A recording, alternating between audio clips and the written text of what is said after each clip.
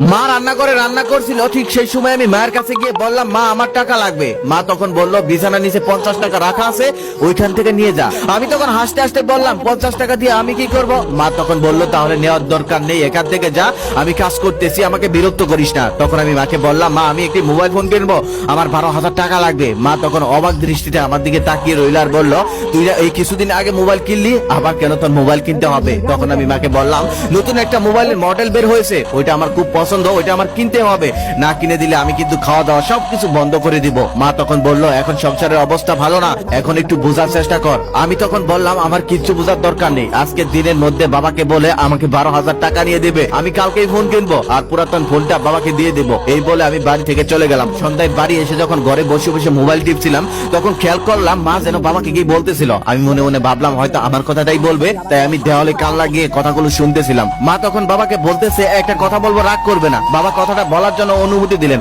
মা তখন বলতেছে, শুনেছো, তোমার ছেলে 7,000 টাকা জমিয়েছে শখের মোবাইল কেনার জন্য। বাবা তখন বলল, কিভাবে টাকা জমালো, ও টাকা পেলো কই? তখন মা বলতেছে, ওই যে আমরা দেই না হাত খরচের জন্য কিছু কিছু টাকা, সেটাই জমিয়েছে শখের মোবাইলটা কেনার জন্য। তবে মোবাইলটার দাম 12,000 টাকা, আর 5,000 টাকা তোমাকেই দিতে হবে।